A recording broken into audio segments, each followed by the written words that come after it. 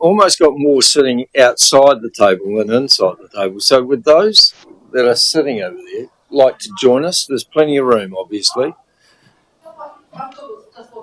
No. Please come and join us, man.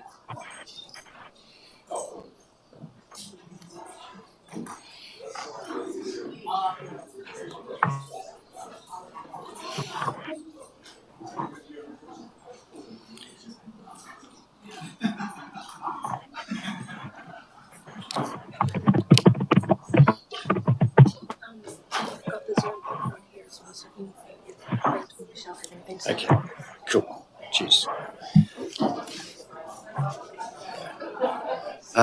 Those down the end might have a sheet of the. I've put the. Oh, okay, cool. So, morning everybody. Just to welcome you here, and also remind you that we are on live stream, in case anybody wishes to tune in. Can we start our meeting with our karakia, please? And in front of you, you will see a laminated sheet, which I encourage everybody to participate in rather than one person doing it. This is the council karakia, and so please join us. And Nina, please lead me. Whakataka te hau ki te uru, whakataka te hau ki te tonga, kia mā kina ui atu, kia mā tara ki tau, I hei ake ana te ana te kura, hei tio, hei huka, hei hu, te hei mario. Thank you, kia ora everyone. So look, welcome to the first Community Wellbeing Committee of this term. In fact, it's hard to believe that we're already nearly 6 months into our 3-year term and we haven't had one of these meetings, but through a number of circumstances and getting ourselves sorted. Look, we do have a bit of COVID around this council at the moment, like most parts of the community, and I have the General Manager for Community Experience and Facilities, is that what we call it, Brent, online, zooming in. Brent is like, if you like, the GM of part of looking after the Community Wellbeing Committee, and also Michelle Rogerson, who is the Community Development Manager. She's also got COVID, and so both of them are zooming in. Also like to introduce to you Councillors Nina Horitapa and Councillors Grimstone, who will join me in terms of managing this committee. My intention was probably not to be the chair of this committee, but with 8 new councillors in our governance team this term, my hope is that one of these people will take over this role in about a year or so's time. Not that I've got nothing to do or anything like that, but it was just important that the roles get spread around as much as possible as well too. Some of you won't know who everybody is, so could we just quickly do a quick round of introductions, starting with you, please. Sorry, now because we are live stream, we do need to use the microphones. So the button on the right hand side will indicate turn on the red light. That means you're speaking. The green light means you're in line. I have control as well. So all right. Thank you. Kia ora nā koutou katoa toa, ko Darlene Rastrick tōku ingoa. So I'm the Regional Commissioner for the Ministry of Social Development for the Central Region, and also the Regional Public Service Commissioner for Manawatu Whanganui. So some of you may be familiar with Blair McKenzie, who was previously in the role, and Blair has returned down to Waitaha, Canterbury, where he's originally from. So I'm acting in these roles and have been acting in the roles for the last few months until an appointment is made. So great opportunity to be here today alongside Mandy, who is our site manager for MSD in this area, but great to be able to connect with everybody here this morning. Tēnā koutou katoa. Kia ora koutou i te whānau, ko Mandy Wharai hau, ko au te tumuaki o ngā tare e toru o te manatu whakahiato ora, ko te awahau, ko tātoko me otake. Tēnā koutou katoa. Kia ora everyone, Mandy Wharai, Manager for Work and Income for the Foxton, Live-In and Otaki office. Thank you for the invitation to be here. Kia ora. Mauri ora ki te whare, ko Justin Tamihana hau, e Māori Ward Councillor, ngā mihi. Hei ngā rangatira tēnā koutou. My name is Neville Heihei. I'm here on the behalf of Te Tīmata Kauki, a Ngāti Raukawa collective. Tēnā tātou. Kia ora koutou, ko Kate Chokoingoa. I am the Manager Integrated Services for Wellington North, Tawa and Porirua for the Ministry of Education. I started the job on Monday, and prior to that I was the Manager of Education for Tawa, Porirua, Kapiti and Horowhenua.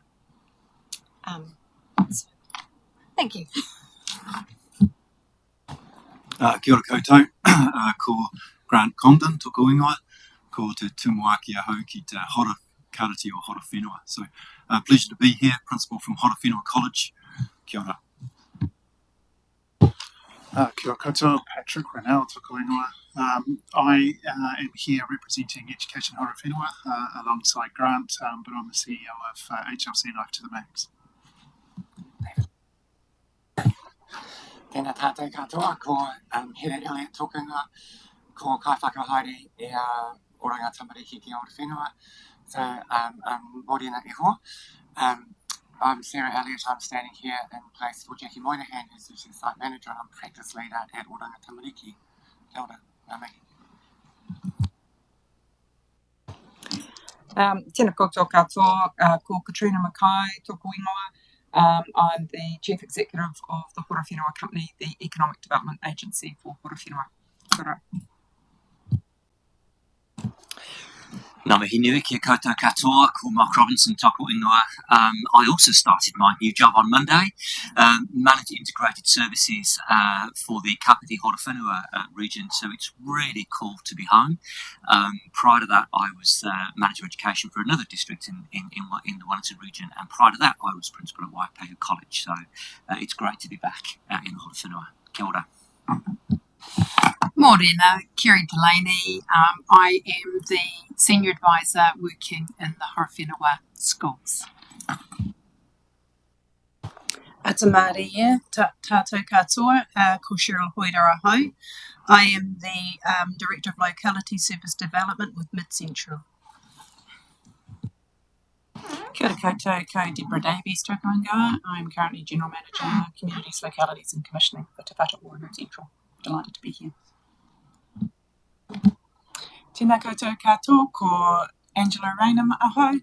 I am here representing the Regional Interagency Network. I am the coordinator there, so being out there.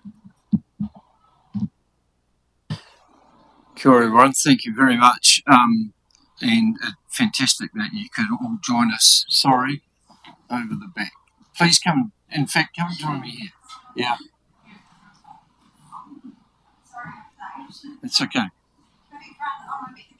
Senior Stakeholder Relationship Manager from Kaimora. I'm here on behalf of Renee Regal, who's unwell, so thanks for having me. Look, it's great to see so many agencies represented here today. Look, today has got a bit of an education focus, but there will be an opportunity to bring any topics up. And I suppose, one of my, if you like, tasks this term is to ensure that this committee is an action-orientated committee, doesn't just sit here and receive reports and talk about facts and data and things like that, that it does make a difference in our community.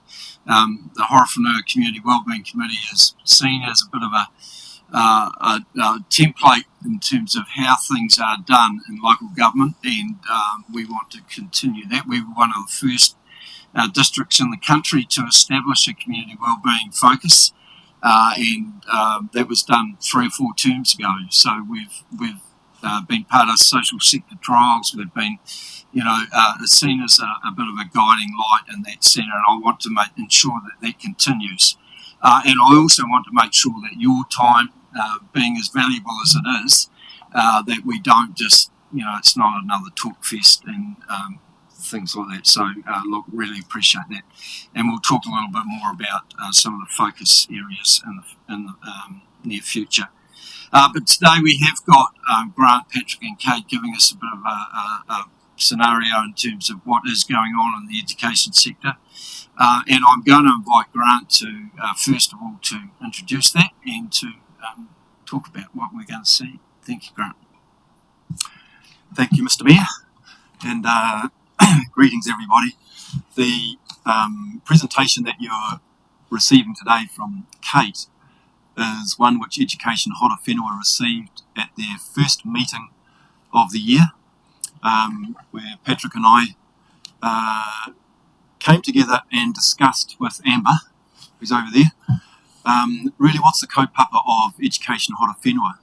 And very similar, Bernie, to what you were just describing with your intention around this group, was very similar to what we felt for Education Horowhenua, in that it's we wanted it certainly to be a networking, but we wanted it to be an active arm reaching out into areas of local education where we can make a difference.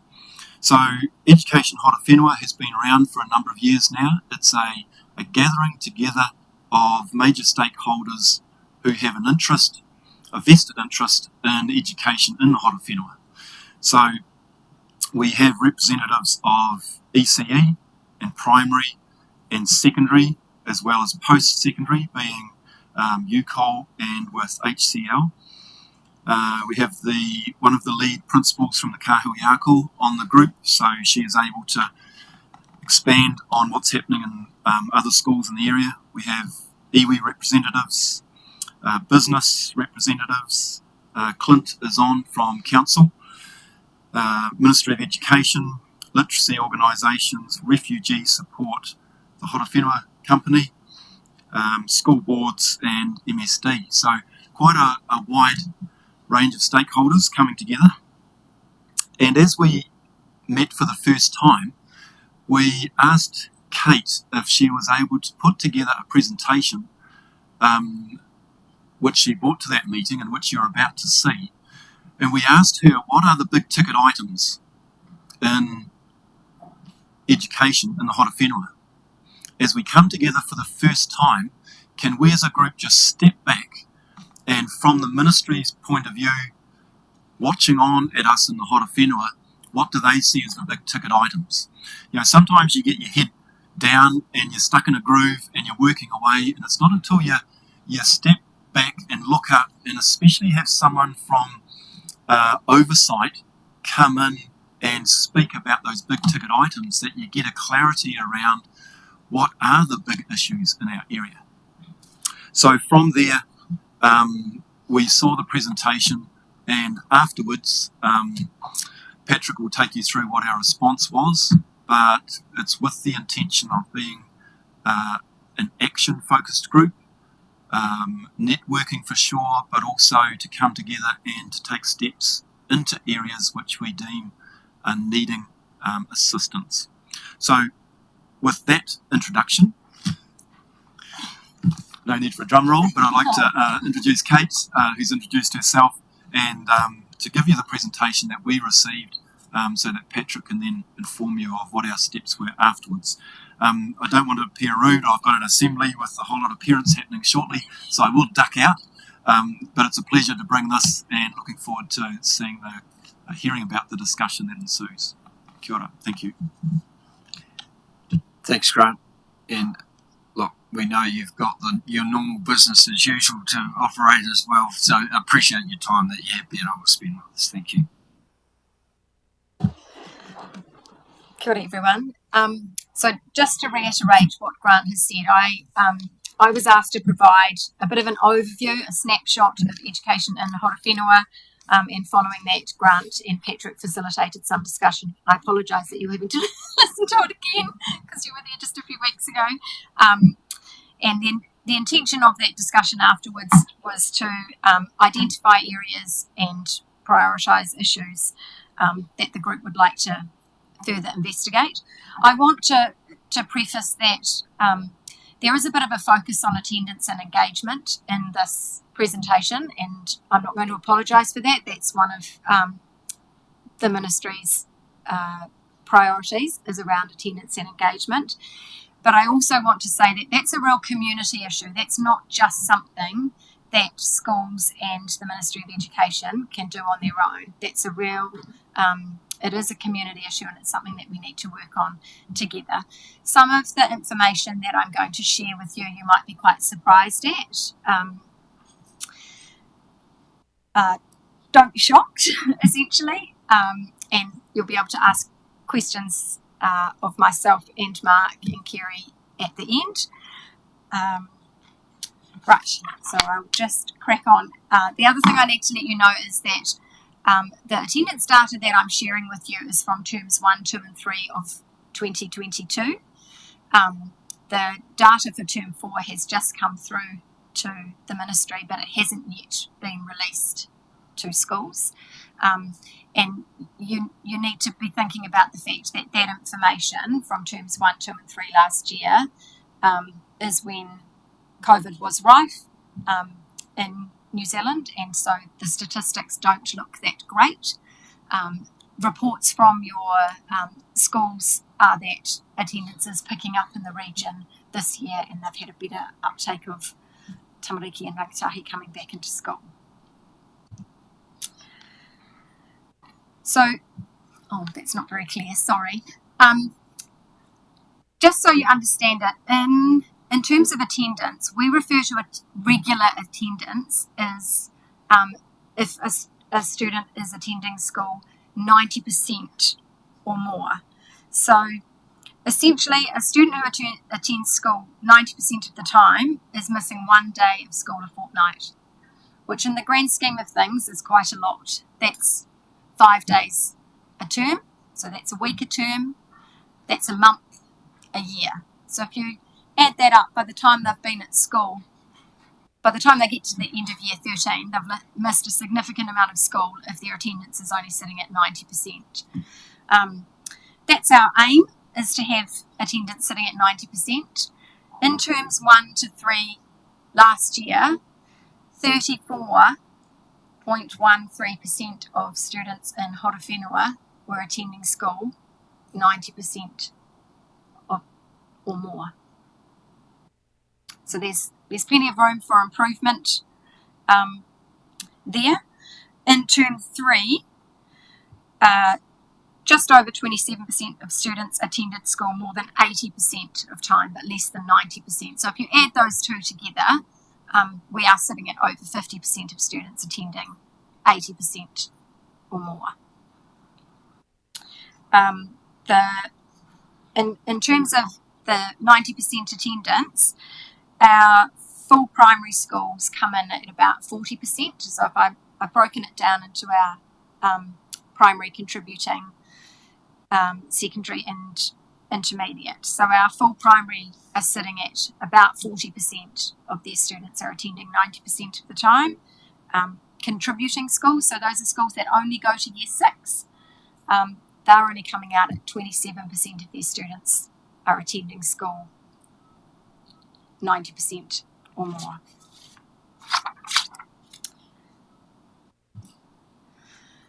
So if we break that down a little bit further, our student attendance for our Māori students is at an all-time low, and this is definitely something that the Ministry of Education are working on. We have attendance service providers in each regions. Horowhenua's attendance service provider is provided by Life to the Max, and they have attendance staff who work with schools to help get students back into schools, and I've just given them a bit of an injection boost today of some more FTE to help that along a bit further. if we look at some of this data here, it's broken down by gender and year levels. And I'm happy to share, just because that's quite difficult to see, I'm happy to share. Grant and Patrick have copies of the presentation, and I'm happy for it to be shared with this group, but it isn't something that we want you to be emailing out to all your contacts. So in terms of things that are prioritised above attending school by our families, rangatahi and tamariki, there's 3 things that are most commonly prioritised, and that's whānau and special events, holidays, and sporting and cultural events. So sitting alongside that, families that are experiencing material hardship are more likely to experience those 3 barriers at higher rates, and then additional barriers then come in on top of that, things like transport, uniforms, stationery for schools. And the 3 most common barriers to attending school are physical health, mental health, and bullying.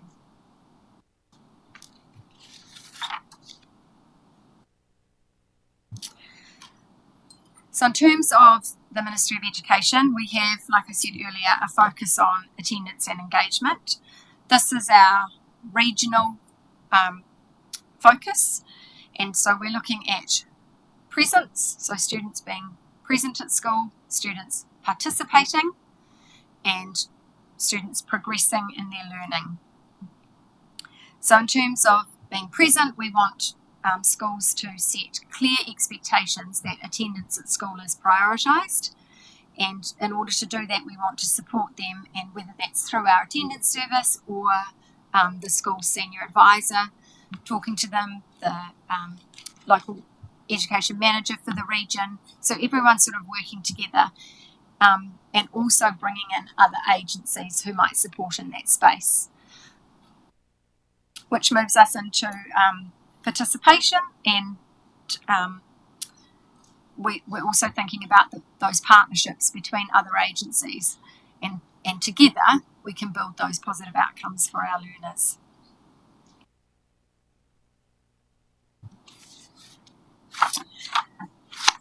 Another thing that Patrick and Grant asked me to look at, which wasn't specifically related to attendance and engagement, but there are correlations to it, is the NCEA data of your 3 colleges in the region. So I have, rather than highlighting individual colleges with this, I have aggregated this data across the 3 colleges. So you can see that there has been some ups and downs with NCEA achievement, and I wonder, Mark and I had a conversation about this yesterday, and talked about the fact that sometime throughout the COVID times there were allowances, isn't NCEA had what am I going to call it? So credits were made for students who had missed a lot of school because of COVID times. So that data doesn't necessarily paint a really accurate picture, but it does give you some idea of where things are sitting for the region. And nationally, that data is on a par nationally.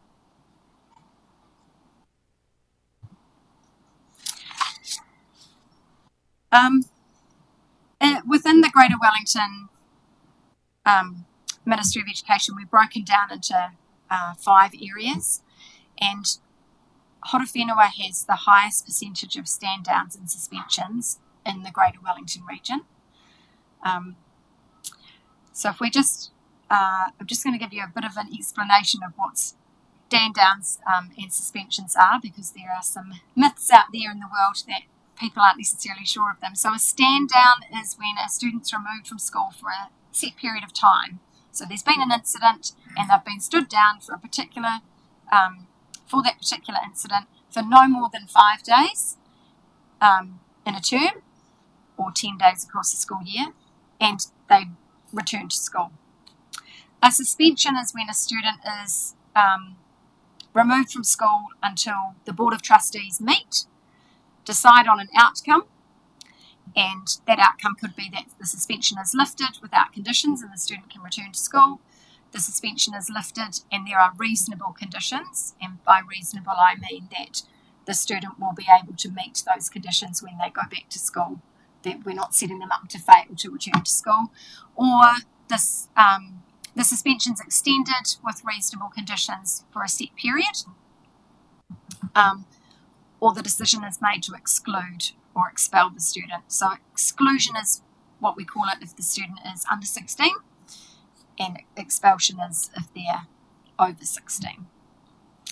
So if we look at our data here, in Horowhenua, we had a total of 326 stand downs in 2022, 35 suspensions. If we break down our stand downs by gender, there were 139 females stood down and 187 males stood down, and suspensions, 14 females were suspended and 21 males were suspended.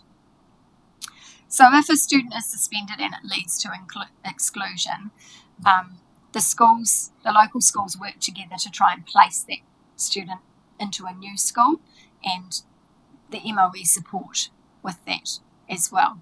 And that's not always easy, because that student comes with some history about what's happened. They've obviously been excluded from their school for a reason, and so there's a real partnership working with schools, and often other agencies are brought in to support with that as well.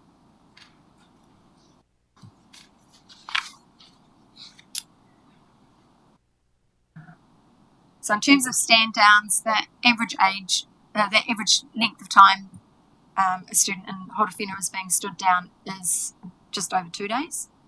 And if you look at the ethnicity, a large percentage of those students are Māori students. And the highest age is about 13. The most number of standouts is about 13. And suspensions, that age increases. It's sitting more at that 14 mark. Again, more males than females. And again, it's our Māori students who are being suspended more than any other ethnicity. The average day a student has been suspended in the region is 30 days, and that's often because it takes a wee while to get, if they have been suspended and leads to an exclusion, it takes a bit of time to get them back into a new school and to make sure the support's there in place for them.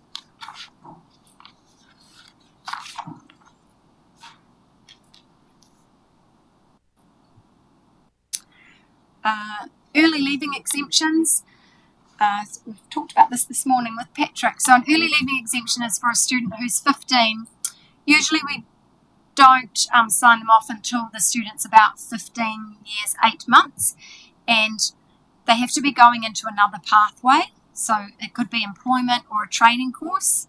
And our local Te Maho office works with the family, the school, and the provider that they're going to, whether it's a local provider or not a local one. So in 2020, we granted 10 early leaving exemptions for 15-year-olds in the Horowhenua area. There are a lot more than 10 15-year-olds who aren't in education in the Horowhenua region, who haven't been granted an early leaving exemption, but they're just not attending school.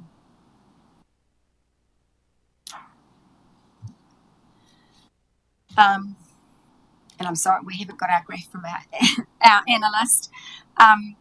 So as you're aware, Horowhenua is a real growth area, and we're going to see significant increases in the numbers of school-aged tamariki in the next little while.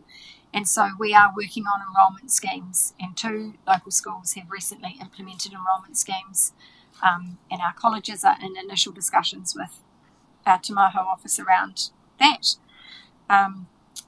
essentially our network and property teams work alongside Kerry, the senior advisor for the schools, to manage role growth for individual schools, and that could include putting enrolment schemes in schools, but doesn't always, but working together on that. Okay. Wondering if you've got any partai for us. Any questions for Kate? There's probably, I've got 100 questions probably, but might be better if I have discussions with some of the principals and others, which we regularly do. But Clinton. I'm not as shocked because I've had two or 3 weeks to recover from seeing some of that data. I am quite keen to understand just the commentary around the enrolment schemes and the future projected growth. I know within Taraika we're expecting there to be a primary school, but just keen to understand, I guess, from a growth perspective, do you anticipate the need for more than just the Taraika as a solution for our growing population, and whether we've got capacities within the 2 colleges to continue to grow as we grow as a region? So we're all, our property and network teams are in discussions around that and talking with council about numbers of houses that are being built and whether those are going to be family homes and students and things. So yes, it's definitely on our radar and definitely being considered.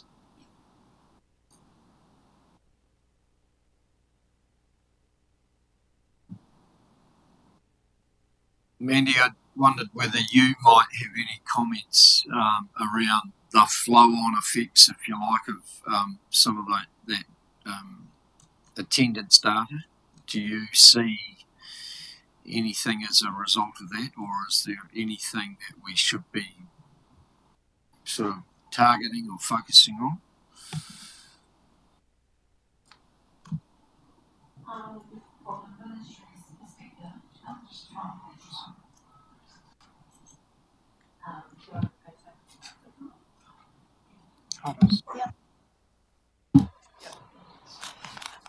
Kia ora koutou, aloha mai. So this is probably the first wellbeing hui that I've come to. So here from our perspective, like we're really committed in working with the different agencies and partners around here of what we can do to try and support. I know we're engaging with the council at the moment with Michelle's team, looking at what options we can do with the rangatahi, and that comes under like the MES task force as well. MES task force for jobs, really committed to that.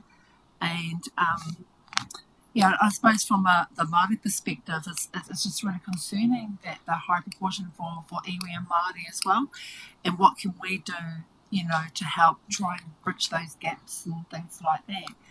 But probably hand it over to you as well. Just we've definitely locally we tautoko what we need to do here. Kia ora. Kia ora. I guess just from my perspective, this isn't something that's just isolated to Horowhenua, as I guess we've discussed. And I guess from a regional leadership group perspective, youth attendance is one of our key priority focus areas as an RLG, and across not just this area, but right across the boundaries of the RLG, is an area that we've all kind of signed up to as one of the key priority areas for us.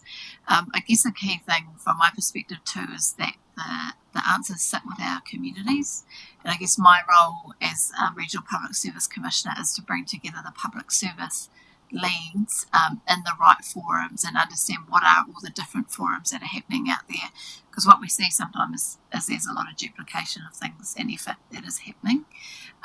So one of the we're just starting a piece of work in Palmerston North actually, because we've had some various issues with youth and crime and those types of things across our city. So a key piece of work that we're wanting to venture into is around who are the agencies and who's doing what in the region, because that's a real, I think, gap for us at the moment, is not understanding what is going on.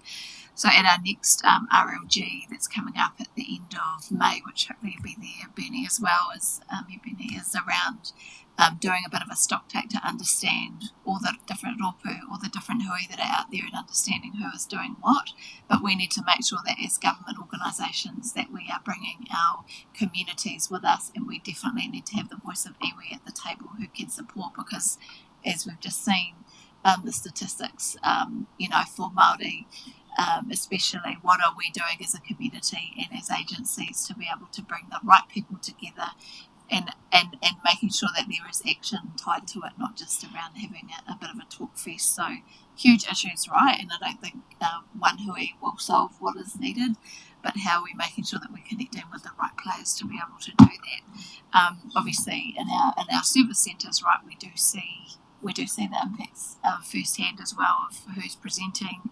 We've got tamariki coming in with us, so part of our social obligations as well is not just the need that the whānau come in for. It's actually about addressing what else may be happening, asking why those tamariki aren't in school, those kinds of things. But how do we make sure that we're connecting with the right people and having the right conversations at the right level in terms of the strategies, as well as what's happening in the action piece as well. So we're really committed to that in this part of Wairohe anyway, in terms of what we can do to support. And in my role as Regional Public Service Commissioner, how can I support that as well? So, kia ora koutou. Angela, sorry, I'll just let Angela go first here. Just a couple of questions. So, with your statistics around the stand downs, etc., is that the number of incidents or the number of students? Is the number of students. Cool. And the only other thing I was wondering is around alternative education. What is there alternative education options, I guess, linked within the schools or outside of the colleges in Horowhenua?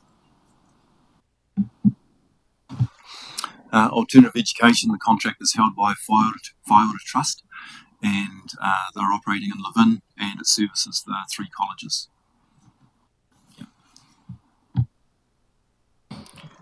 Sure.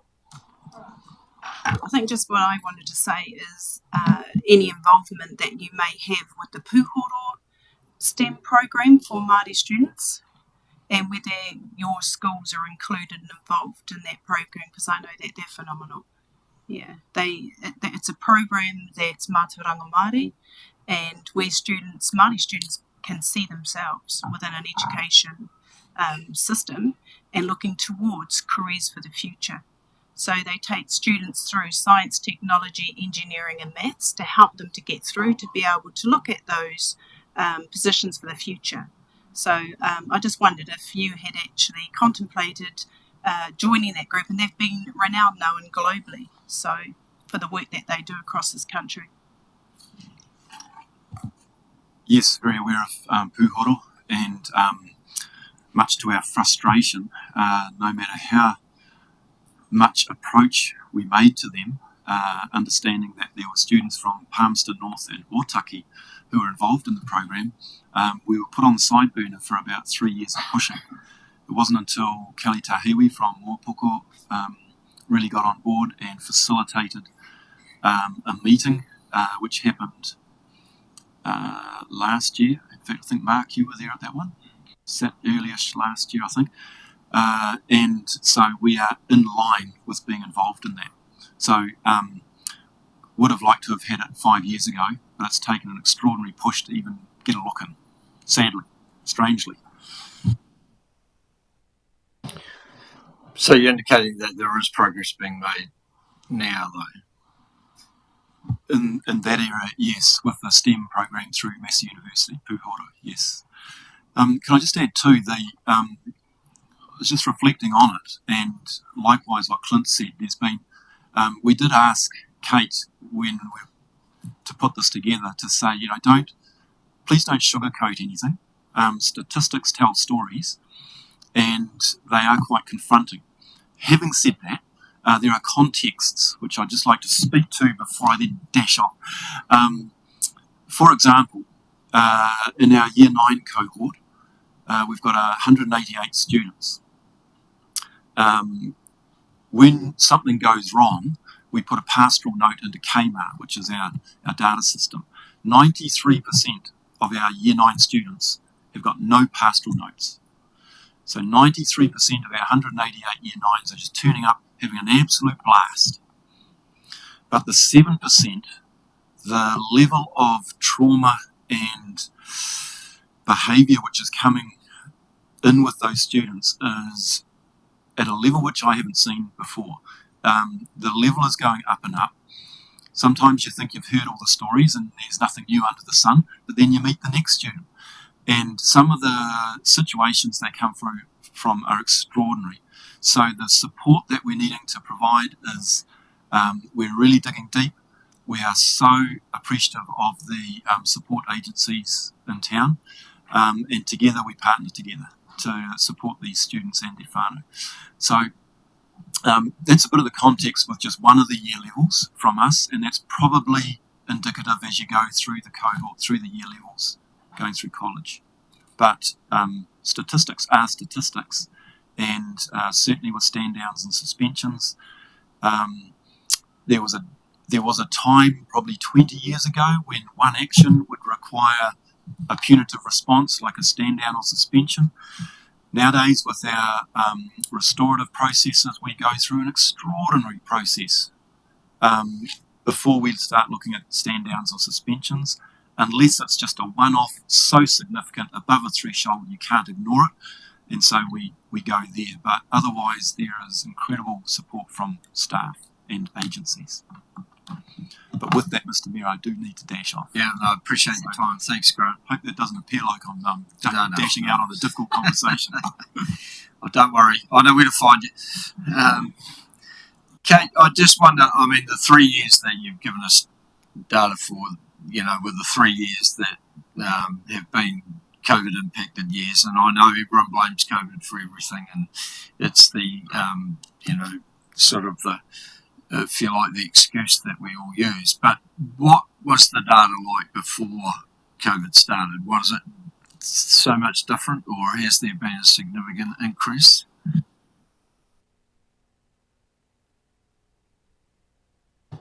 Interesting question. There has been a downward trend in attendance in Aotearoa since 2015, but it has dipped further with the COVID times, but it was already starting to dip prior to COVID. Patrick. Yep. So what I wanted to add is what we're doing in Education Hora Whenua, but I guess before I do that, obviously Kate talked about the fact that we run the attendance service, and I want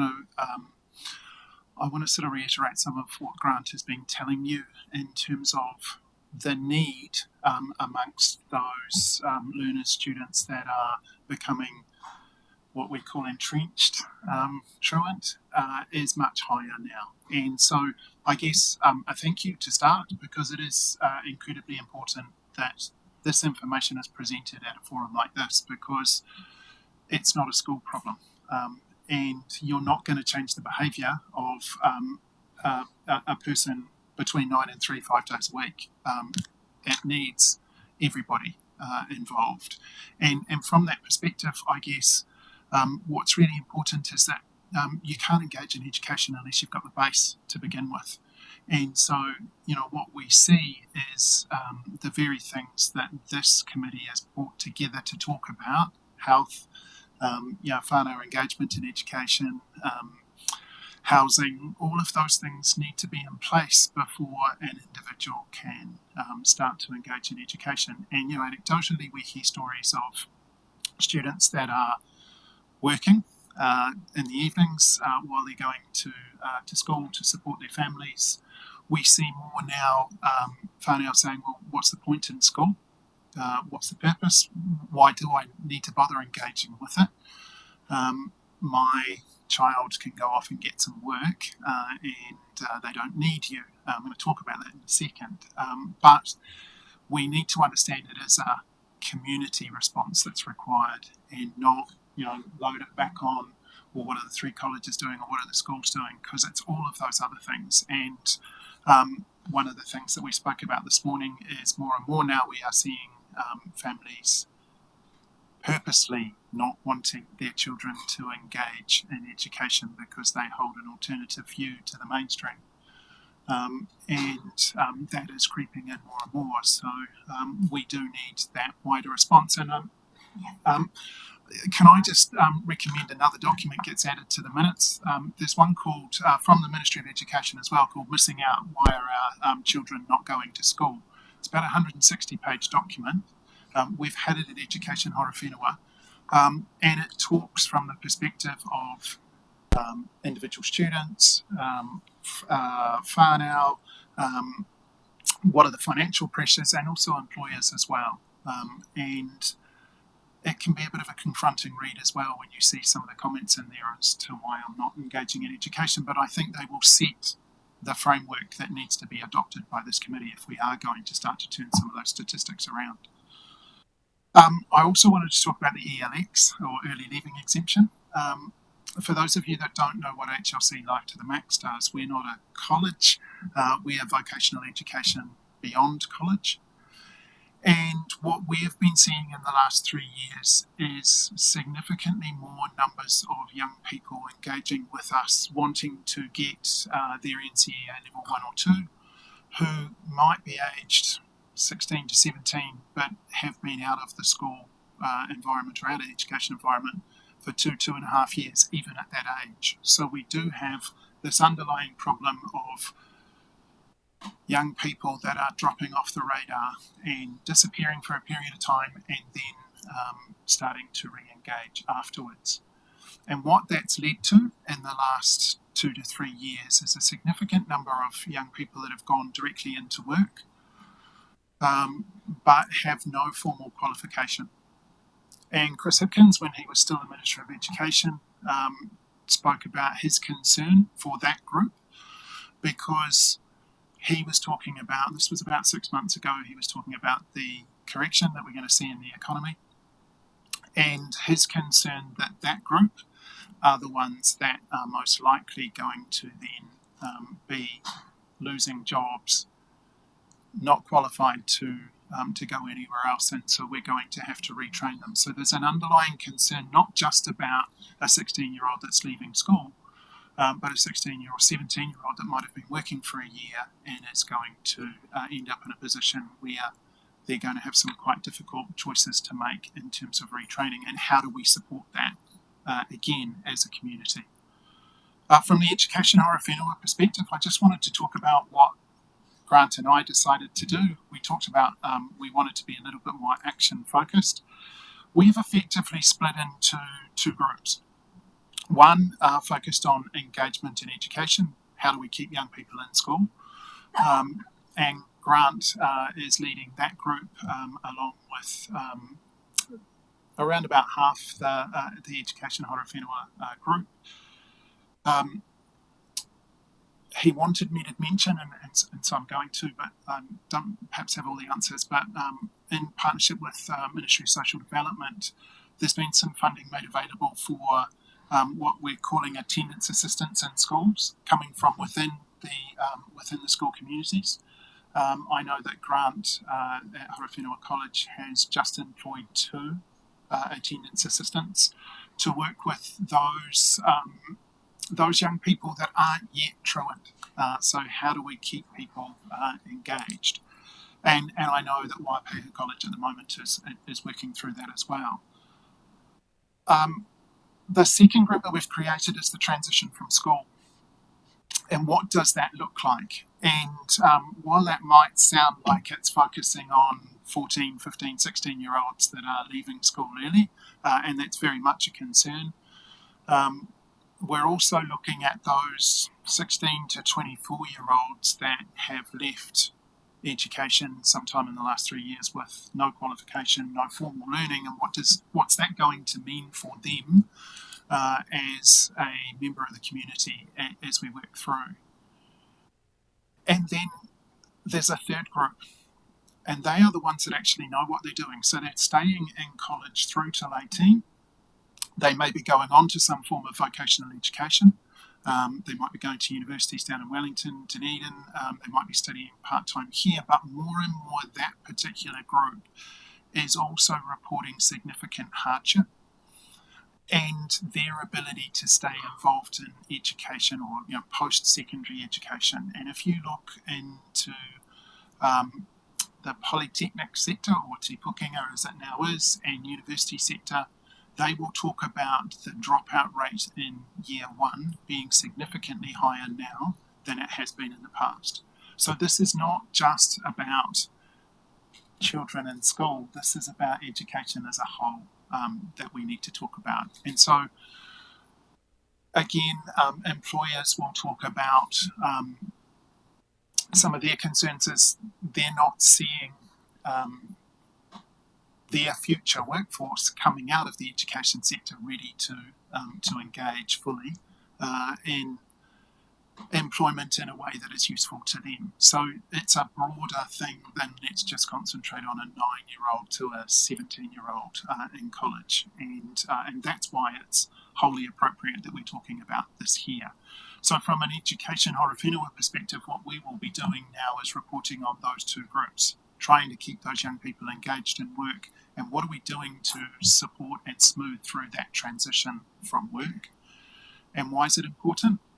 Because those people that we're talking about are the future workforce of this community over the next 15 years.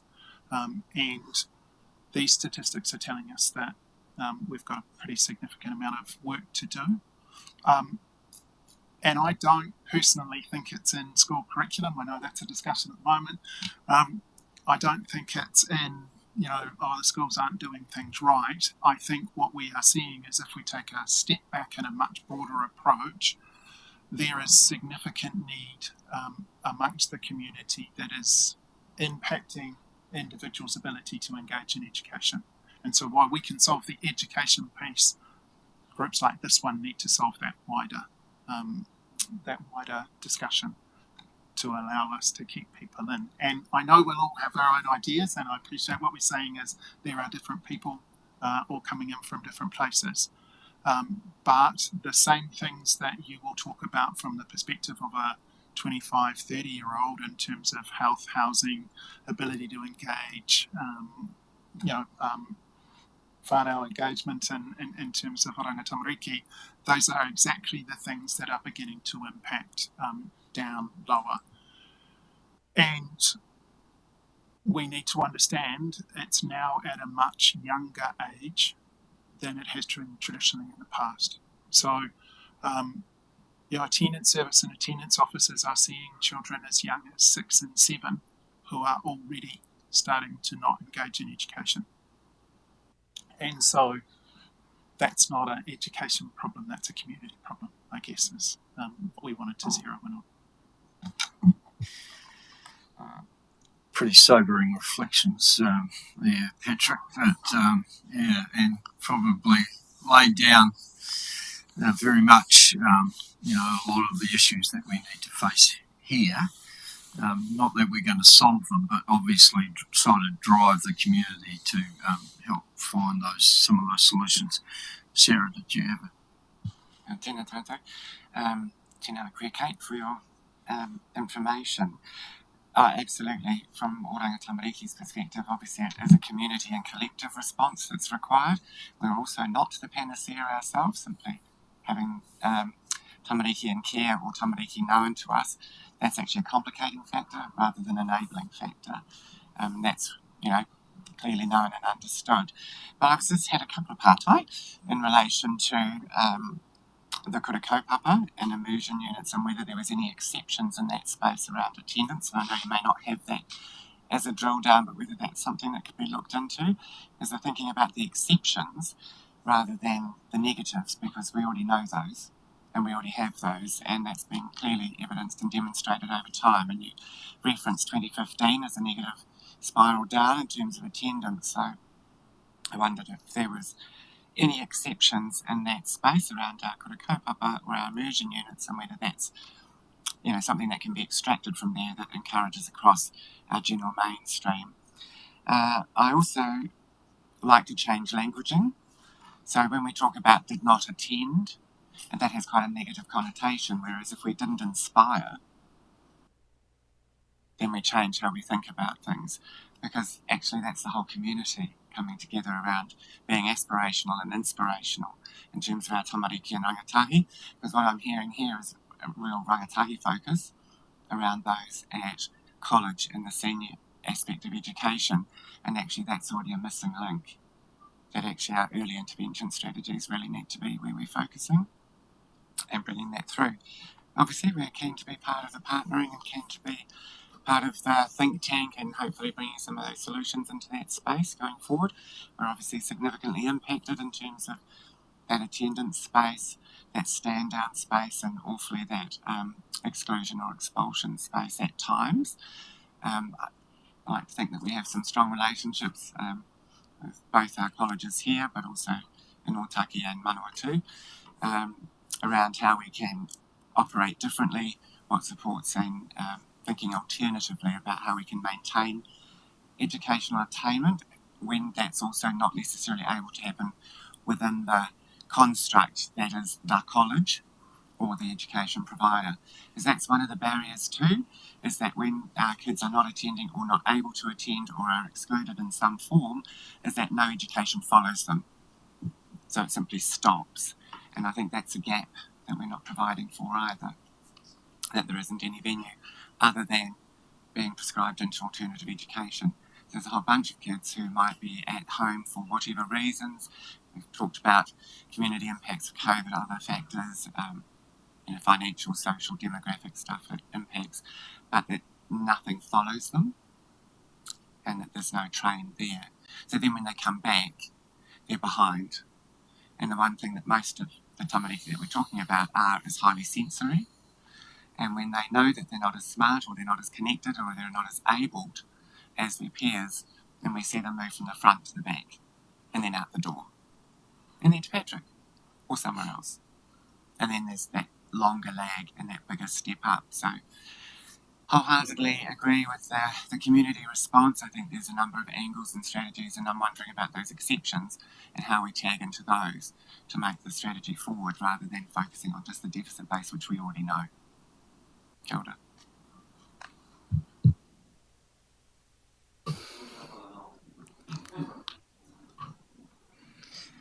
Kate, do you want to respond to that? So I've given you data across the region. We can drill down to each individual school and share that data, attendance data with them, and talk to them about what's working and what's not working. And your suggestion to reach out to the kura kaupapa is a good one. We can see what they're doing well and what's working for them, and then maybe emulate some of that in other schools. Some schools are a little bit nervous to drill down into their data, and understandably, principals are protective of their schools, and so that's up to them if they want us, and our senior advisors are available and have said to principals, we can come out and look at your specific school's data and talk about what's happening. But we're not going to force schools to do that. But the data that I've given you today is overarching for the region.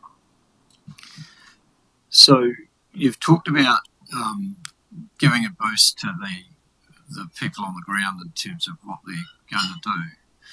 But are they operating in a sort of a pretty isolated what's the support mechanisms that they have around them to be able to actually make a difference, and what do we need to do to try as a community to get them behind what they're doing? I suppose, I'm just worried that we're setting them up to fail almost, and are we giving the right sort of support to them, and is there enough resource to be able to actually make a difference? And that's where it needs to be a whole of community approach. Just the attendance kaimahi from Patrick's organisation, just them working in isolation is not going to make the difference that we need for the region. And so that's why numerous people around the table who've talked about agencies groups of people coming together to work together, and I think that that's what needs to happen to make the biggest difference. Yes, they are making a big difference, but they need support to maintain that difference that they're making, and sometimes they need more than just what they can do. So, Patrick, that's something that obviously the working group will come hopefully with some proposals. Yeah, look, I don't think we want to concentrate on purely bad news. I think we're lucky in this community that connection is there. Obviously, we have a lot to do with Sarah and Aoranga Tamariki. We also have a lot to do with MTA and Rukau Whanau. They're both represented on our board, for instance, and also we work closely with them across the social services sector. There is good connections between providers across the region, and more often than not, when you're talking about individuals or individual whānau, they are known across the region. But as always, we can do better.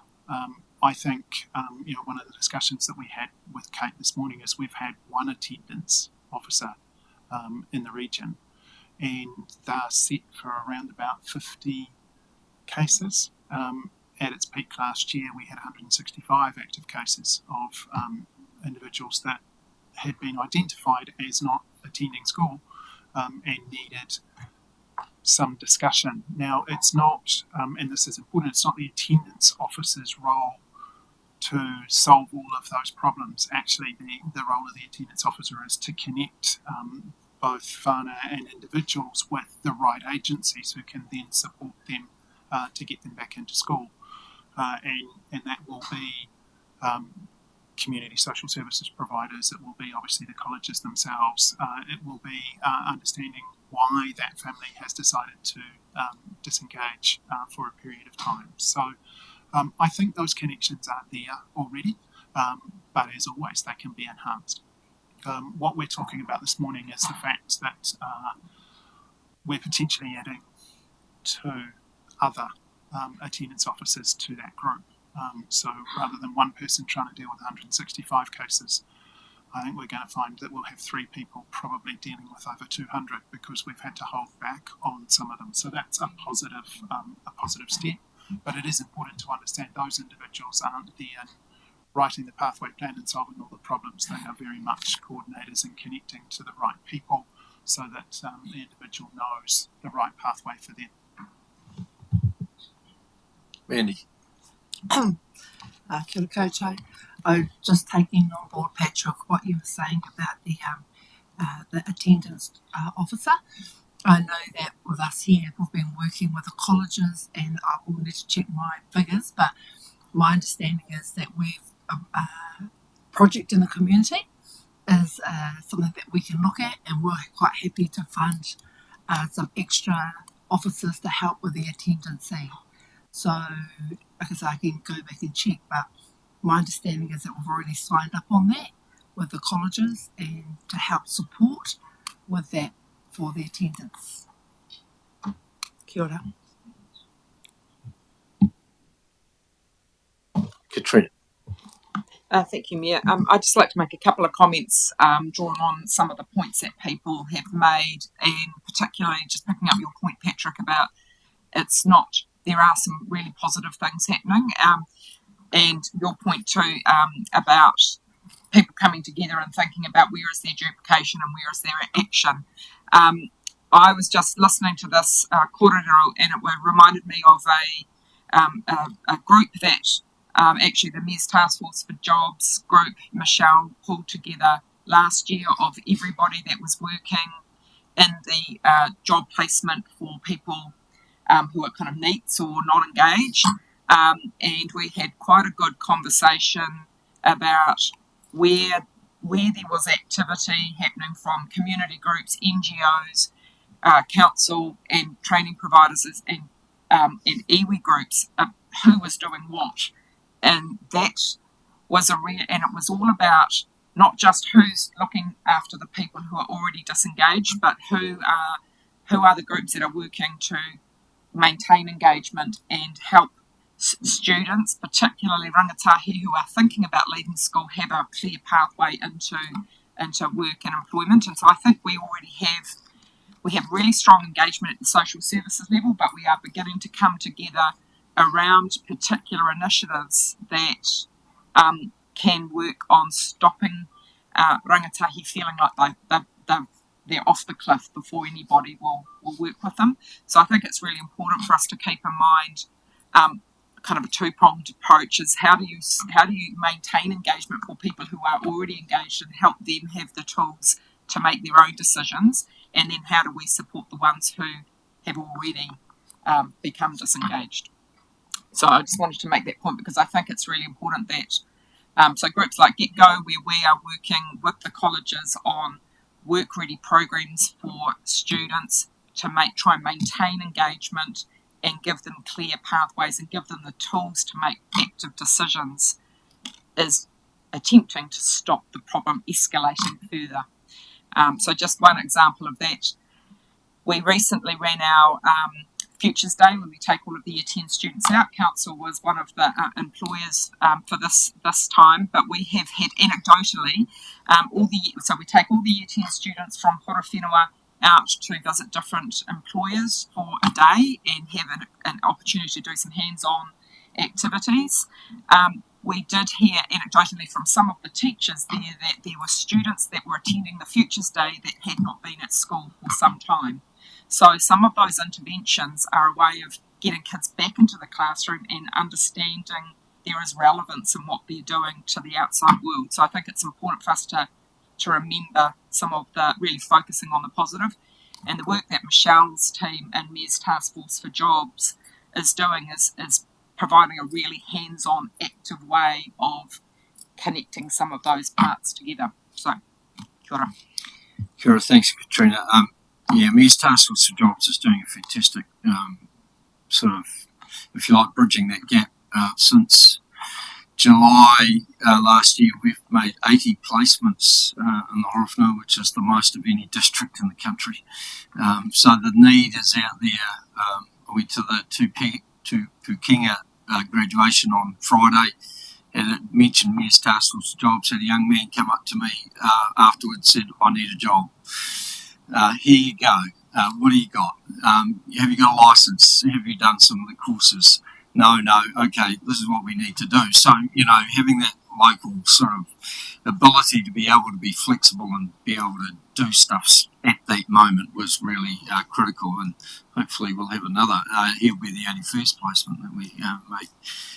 But the partnership that we have with agencies like MSD in that space is critical to be able to continue to do that, and it is an all-community response in terms of what we're doing. So unfortunately we just have to keep applying for funding every year to ensure that we can continue this great work, but we will do so. Look, I don't want to bring this conversation to a close, but I'm just conscious that we've got bit of stuff to get through before we do. Neville, I see your finger very close to your, we'd just like to say something. Thank you, Bernie, and thank you, Kate, for the presentation. It was fantastic. What it tells me is that, especially for Māori, that iwi need to be involved, both Muupoko and Ngāti Raukawa, at this level. I mean, it's our students, it's our blood that are suffering from this. So, thank you. I do believe that all of us have a responsibility, to help our students here, and we need to put our hand up too. I think that moving forward, maybe great ideas, everyone. I mean, but maybe we need to apply another lens on top of that so that we can see what other options we can come up with. I guess the relationship between Māori and government agencies hasn't been great in the past. So when we have government agencies that tell us this is how we're going to do it, there is apprehension from whānau. That's all there is to it. That's why iwi needs to be involved to capture that on the other end. I mean, I agree with you about having the Mātauranga Māori approach to this, but it's not only our lens. So, I mean, we may need to look at something, in this picture, and it could be trade training, for example, it could be things like that, that are going to help our students, because from those stats, it's Māori students that are at the peak of it all the time. Alternative education, again, is another beast, that is put there, but it has lack of funding every year. I know that because I was running it. So I had a team that was running that team with Mark, and the finance that didn't come along, stopped us from doing a lot of things with the students that were right on the edge of falling off the cliff. So, I mean, alternative education is a big one for me. Yeah, it really is. But again, applying another lens to look at this and not forgetting that government agencies don't have a great relationship with iwi because of things that have happened in the past. But we're here today, and that's what we would like to do, is to move forward with this group and any other community group to help our people. And then help out, the whole of the community after that. Yeah. So that's why I'm here. Again, thank you all for your mahi, because it's great. It's great to see a lot of people that I've been engaged with over the past 15 years. Again, the past 15 years I've been a mental health and addictions practitioner. And so I've come into this space, into the council space, and doing different things. So, ngā mihi.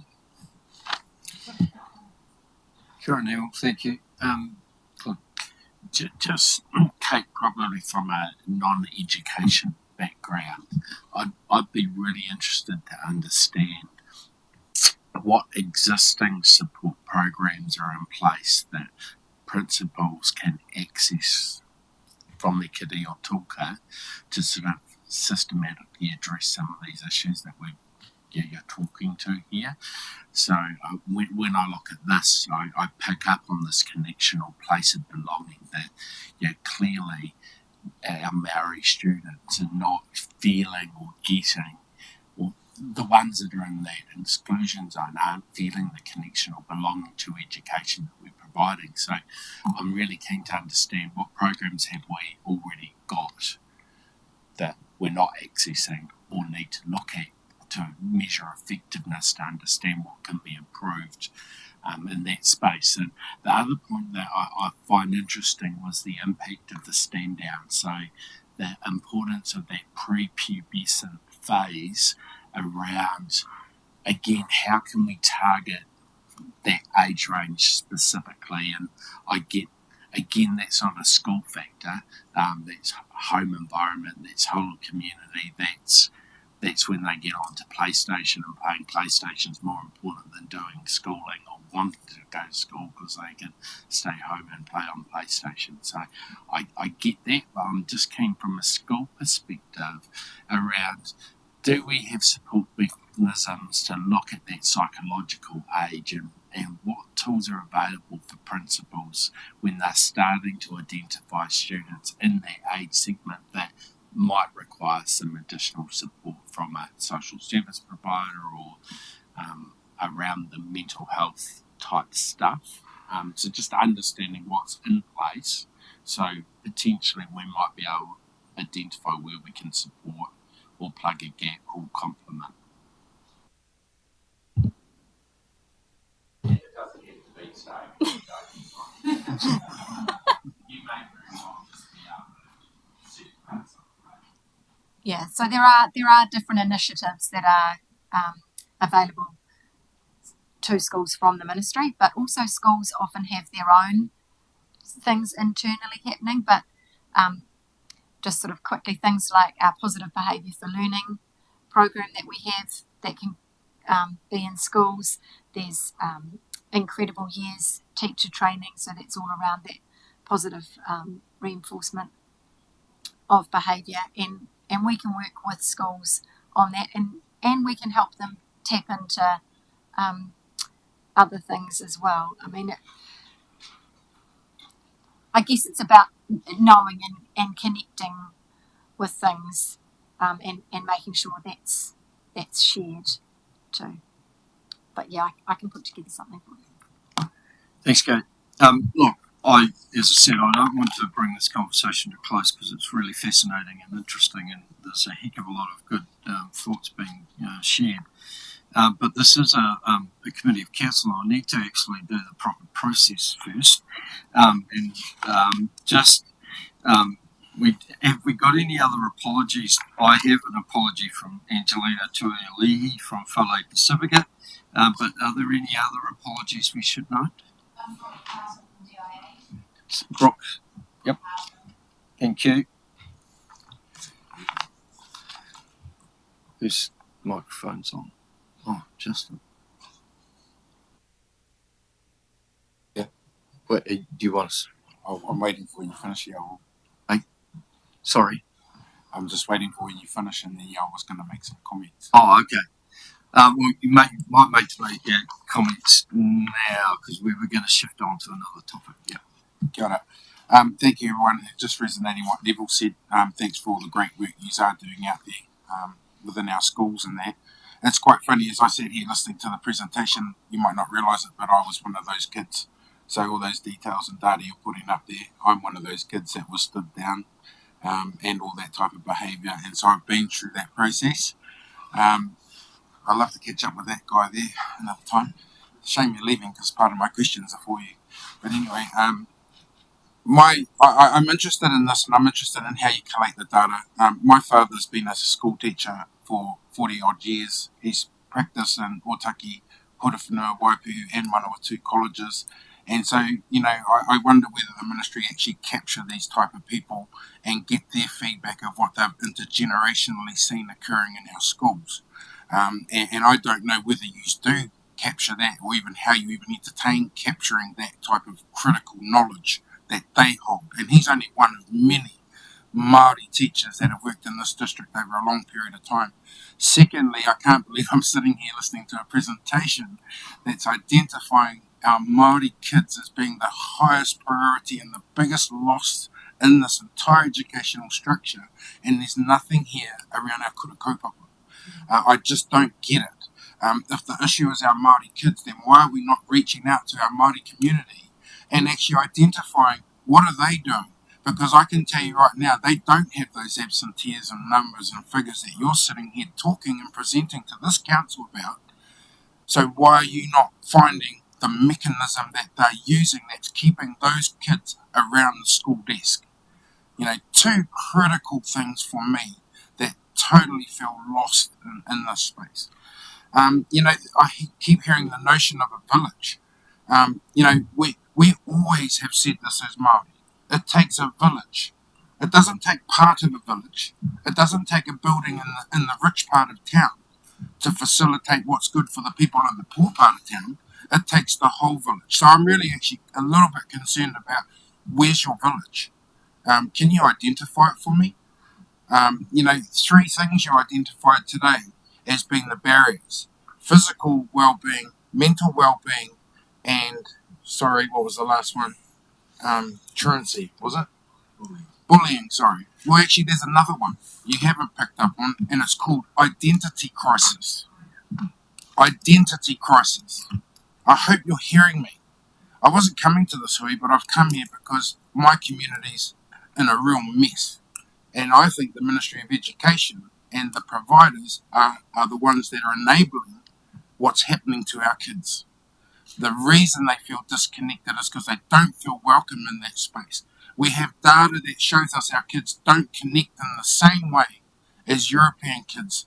My own daughter left school, kicked out, only to 12 months later become a qualified chef running top restaurants in Australia.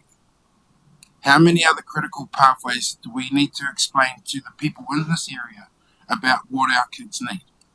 And I don't just mean mum, it's all of them. So I've got some questions that I want to ask. I want to know who the Education Horowhenua group are. I want to know who those memberships are and how they're engaging our iwi and our hapu. I'd like to know who to engage at MOE and any of these groupings that are sitting around here about the teacher-only day stuff that's occurring in my district right now that is dividing my people and dividing my schools. I really want to know what your strategy is that you're applying in Levin and Horowhenua. I want to know who's been engaged around the Taraika schools.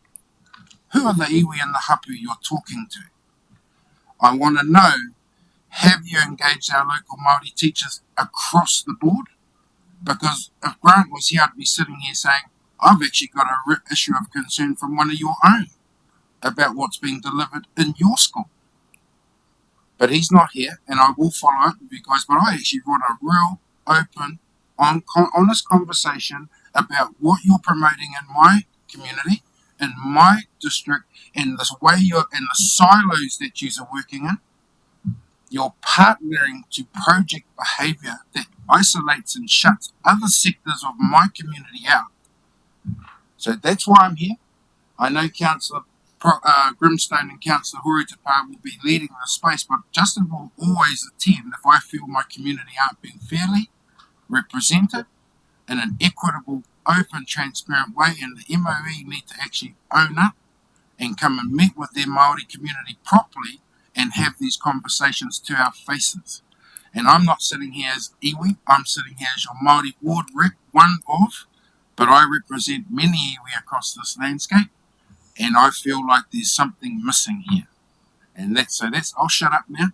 I'm taking lots of notes, but this is a signal to you all. You need to engage better, and you need to get the right data, and you need to get it from the right people. And if your issue is Māori, then talk to Māori. Don't go and talk to Pākehā about what's best for Māori.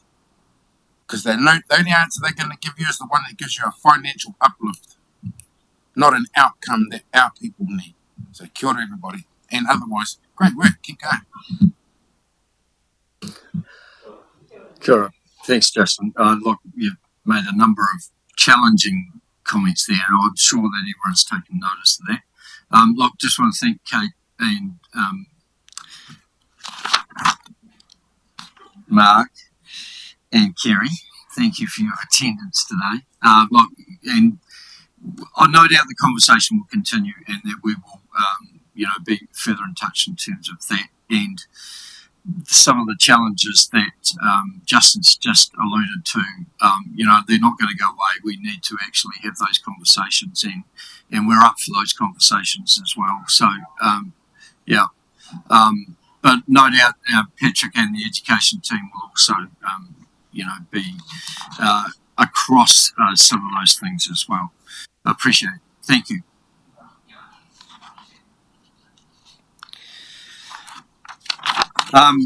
So I'm just going to move receipt of those apologies, and can I have a second for that? Thank you, Clinton. All those in favour?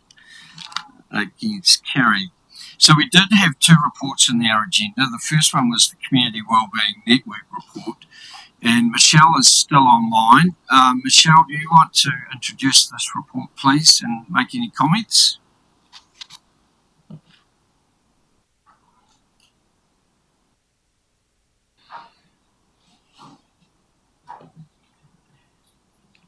There you go.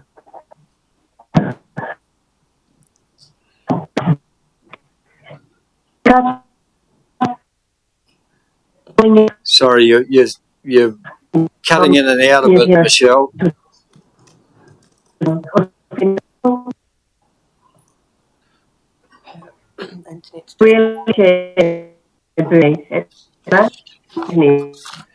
Yeah, no, sorry, Michelle, we're not getting you at all.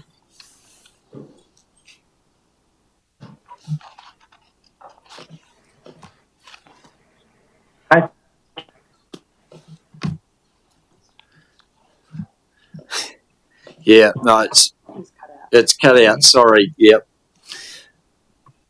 Brent, do you want to stand in for Michelle in that space, please? Yeah, certainly. Thank you, Mayor Bernie. And can you guys hear me okay? Awesome. Michelle was introducing the Community Wellbeing Network report. The purpose of that report is to give the Community Wellbeing Committee some insight into the network meetings that have been occurring, and also to start strengthening the relationship between the committee and the wellbeing and the network meetings that are occurring. So the way we sort of see the functions occurring is the community wellbeing team will be taking more of a lead with the networks and ensuring that all the key messages, the minutes, the risks, the actions are highlighted and brought up to the Community Wellbeing Committee. And I think we've seen a really good example of that today with the previous kōrero. And moving forward, we do see the importance of these committees, and we are trying to strengthen, like I say, the relationship. So I'm sure there'll be questions from the minutes. I'm sure there's representation around the table right now from those committees, and hopefully I can answer the questions if Michelle's internet isn't quite playing the game. So we also have to do a little bit of process here, just receive the report and recognised as not significant. Thanks, Nina. All those in favour? So are there any questions from the Community Wellbeing Network report? One of the things that you will note, and we're talking about meetings that were held a month or two ago, which is probably, we've had meetings in the last couple of weeks actually for most of these committees as well. So there will be updates coming shortly, and rather than wait till every quarter, we'll try and get that information to you as quickly as possible and raise some of those issues that maybe be able to be predicted and forewarned about. Okay, Brent, what about the actual report on the Community Wellbeing Committee? We'll just again move and second that. Thank you, receipt of that. Do you want to make any comments following on from what you've just said? Yeah, sure. Thanks, Bernie. The intention of this report is to provide an overview of the Community Wellbeing Committee functions and responsibilities, which obviously includes the network committees. In doing so, I just want to acknowledge that as an organisation, we see community development sitting right across all departments of council, whereas historically it's probably been perceived a little bit that the community development team is the owner for community wellbeing. So we're hoping to change that.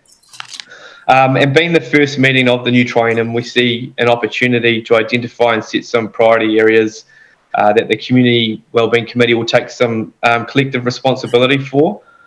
And we're hoping to start the conversation to identify these priorities and actions in today's meeting, acknowledging that we are running short on time. But essentially, we're wanting to start a conversation to identify priorities and actions and identify how we work together to make a difference for the Horowhenua. So the report was trying to encapsulate the Community Wellbeing Committee as a whole and the responsibilities of the committee and how we move forward through the next 3 years, through the next triennium.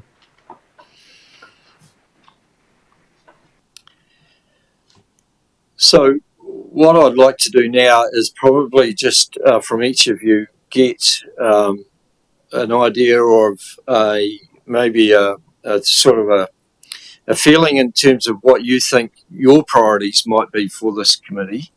And there will need to be probably a bit of work offline in terms of strengthening those and trying to find some of the top actions that we can actually undertake. Today's been a good indicator in terms of where Education Horowhenua is heading and the working parties that they've established, but I'd be keen to understand some of the things that are top of your mind for the Horowhenua in terms of, is there a direction or a strategy or a project that you think we should focus on?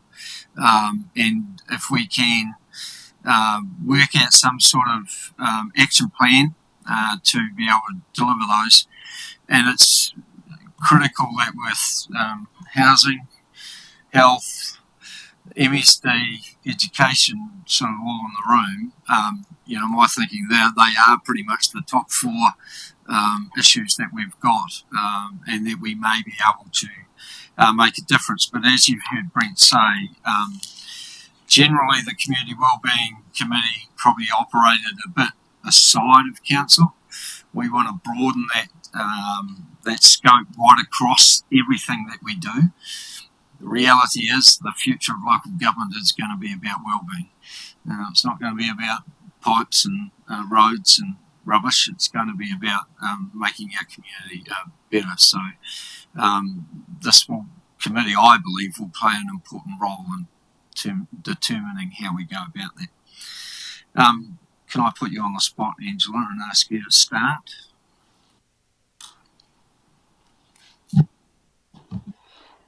Kia ora koutou. Well, I'm here from the Regional Interagency Network as a connection into that. So I guess within that, it's more looking at how that network can support this group to achieve its goals to some extent. So I'm not sure, not being locally based, whether I can answer your question around what should be the priorities.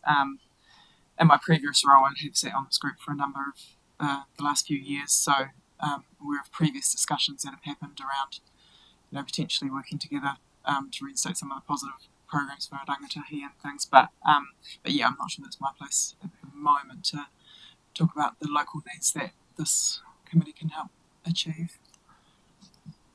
In terms of the interagency support, though, so it's a coordination sort of role. Yeah, well, from the interagency network perspective, it's about, I guess, taking a regional view. The network has established similar, I guess, priority areas to those that this group came up with back in, was it 2 years ago we did it? Yeah, and that being rangatahi, housing, mental health and mental wellbeing, particularly, and then family harm are the four sort of RIN focus areas. So I guess it's then looking at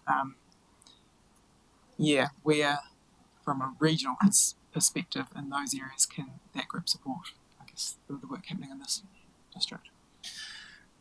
Kia ora koutou. What a great question. I have been sitting here just listening to the education presentation and thinking about our hauora health priorities at the moment, and again, don't live in Horowhenua, but from a Tawhata or a mid-central perspective, I guess there's two really intertwined priorities for us at the moment, which Cheryl talked to in more detail. The first one is our Horowhenua takiwa prototype that is gaining momentum, being led by the two iwi around identifying our whānau and consumer voice, and then bringing that up. And looking across the other determinants of health and where hauora fits. So I guess from my perspective is what are the enabling strategies that this committee can continue to drive that support our hauora strategy for Horowhenua, notwithstanding all the information we all have at our fingertips about the growing population, the network corridor from Wellington area, your resettled refugees and migrant populations. So I guess that's priority number one for me, is what is going to enable that as a collective group across all those important areas. And a second more discrete one, which I'm not sure whether the council's aware or not, but folding into the takiwa, is we've got a Horowhenua clinical services plan from Te Whatuora that was signed off by our Mana Whenua Hauora and then our IMPB, Iwi Māori Partnership Board for Mid-Central later last year. And Cheryl's substantive role is really about promoting and driving the actions around improving access to specialist services for Horowhenua communities. So again, what are the enabling functions around this table that can help us to advance that? So that's my initial thoughts. Thanks. So that Horowhenua clinical services plan is operating now. Yeah. Shall we talk to that? Yeah. Sure. I think the biggest learnings that both education and hauora health can have in working within each of these takiwa, each of our regions, is ensuring that we work, that we make those important relationships with mana whenua. So looking at working with our iwi, making those connections with our iwi. So I work very closely with Dai and Betty Lou here, and guided by their direction on how we proceed through all of the work that we do down here around this locality, and the work that we're doing in the project space. So at the moment around the takiwa stuff, when we're looking at bringing together the information from, I guess you're all aware that there's been a reform in hauora and health, and the way it used to look no longer looks that way for health across our country. So it will be led from a locality perspective now, and that will be driven from the voice of your community. So I think that's the important thing about whether it's education, whether it's hauora, whatever sector it might be, that we learn lessons from what not only just the issues, but your solutions. So solutions must come from the region for it to be able to be effective and change for the future. So one of the things we're doing right now, at this very moment, I've got my support, project support team out helping Muaipoko gather the voice of your community in order for us to be able to go forward in that community space around hauora. So we're doing that now. One of the other things too that Deborah raised is around the specialist services plan that's happening at the community community health centre you've got here. Looking at what sort of services we can bring back to your community that can be actually done here. One of the first things we're looking at is telehealth. So there are the report that came from Sapari has recommended some first, second, third stage recommendations. Ones we can do fairly soon and others that will take some time down the track.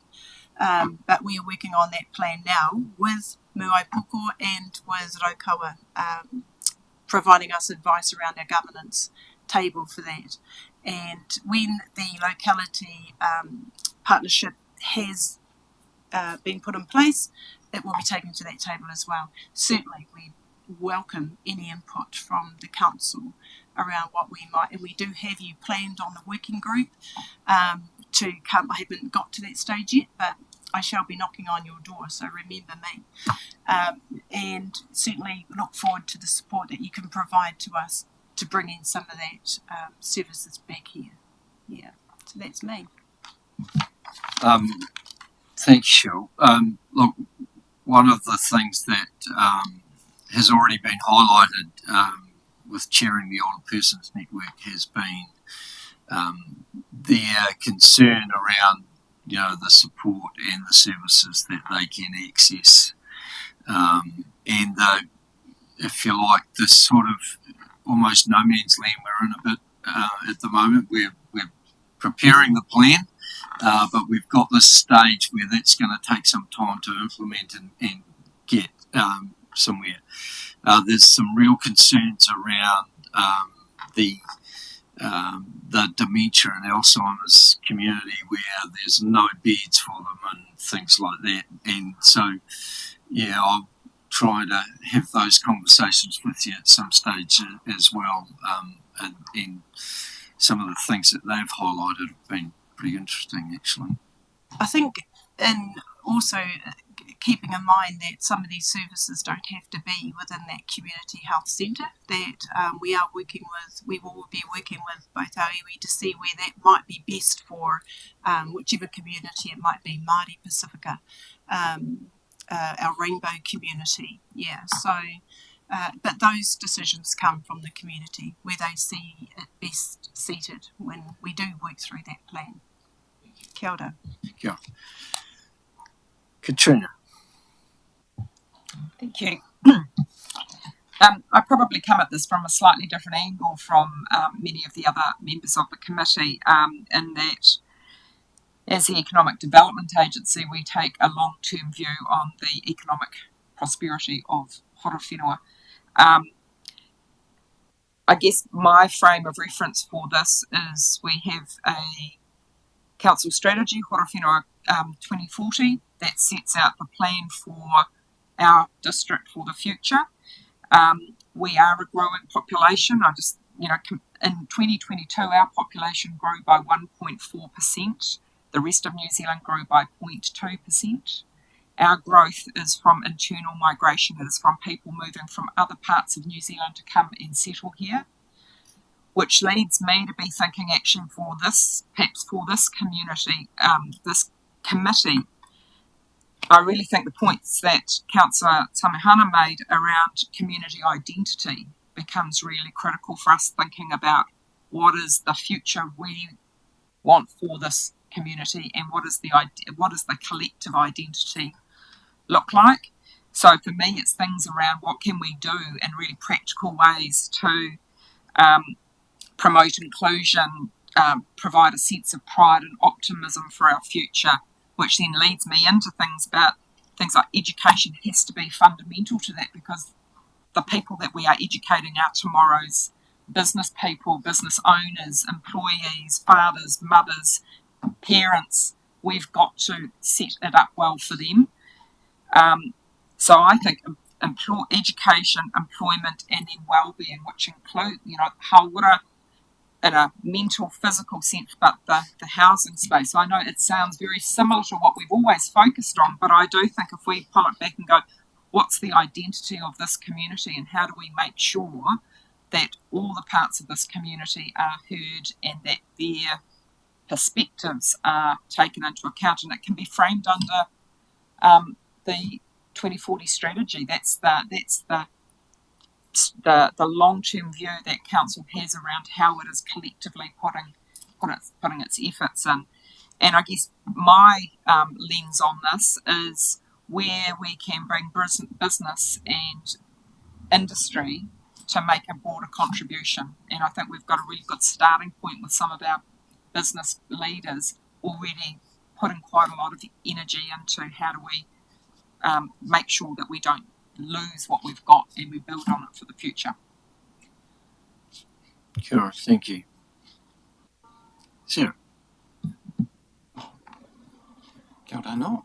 Well, we're kind of more of an end user, but I think that what we bring is skills, knowledge and experience of those whānaus who are disenfranchised and disconnected and our ultimate users, that what we're needing and looking for is connectivity, and that's from every aspect. So that's a spiritual, social, physical, accessibility to all of those things. So it's great to hear about the various strategies. I just want to make sure that always comes back to the end user and that it actually fits the need and that it's purposeful and functional rather than, paper-based, statistical and not humanistic. That in order for those things to be successful, they've got to hit the right buttons. They've got to be inspirational to those that they are most necessary for. What you're talking about there, Catriona, around that next generation, that's where we're starting from. So we're kind of cradle to grave, if you like. We're talking about parents, grandparents, tamariki, unborns, all of those who are impacted by that sense of community wellbeing. So if we don't get it right from here, the ripples out bring us back to the same issues that we're dealing with now, which is that disenfranchisement, the youth crime, the adult aspects and issues, and all of those things that we're sitting around here thinking about now, right through to our older people, many of whom are caring for children, many of whom are displaced, many of whom are not connected, who have accessibility issues. When we talk about whatuora being in Manawatu, about people who don't drive, who don't have access to cars, who are restricted in some ways, how they're going to meet those needs to ensure that they are then able to be successful, which means they can go to work, which means they can be connected into community, that they can have the social reach. All of those things are things that we're quite skilled about in terms of our skills, knowledge and experience that we can bring to the table for those who are arguably some of the bottom rung who are trying to become top rung. Because actually for us it's all about ensuring thriving. So our social responsibility is to ensure the well-being and welfare and aspiration of all our tamariki and rangatahi. That requires a community response. So that's what we're sitting here looking at, locally led and regionally supported opportunities to enable that. Essential that we have our iwi and our hapu as part of that connection. It's important to us at Oranga Tamariki, and we have those networks and work across those all the time. And I will have to excuse myself at 12 in order to achieve and meet one of those, which I am doing at midday. So never mind if I have to slip away if we're still working in that space. But yeah, the key thing for me would be active connectivity. Kia ora, thank you. Look, we do intend to finish at 12. So, Neville, do you? Sorry, Patrick. Do you want? No, Neville, do you want to add anything more? Yes, thank you. So my idea for Hora Whenua is building capacity. So in the past we have had, in regards to health, we have had a lot of services from different places that have come here, and no disrespect to them. I mean, they filled a gap at a time for us that we needed. So where I'd like to put a focus is that, again, building the capacity of Hora Whenua so that we can take care of ourselves. And this could be, I don't know, this could start from, I don't know, building the capacity in our health centres, for example, building the capacity for Māori and hapu to move into those spaces as well, building the capacity for refugees that come here and put them at the front, so building the skills and everything else and put a big circle around that so that we can achieve better outcomes for our people. Also, probably from a health perspective again, providing more support for NGOs in the space. So there's a lot of NGOs that are out there at the moment that are doing some really good work. I've seen in the report there that one of the focuses is vaping. So there was myself and two other ex-colleagues that created a vaping program. So they took us 6 months of research to do.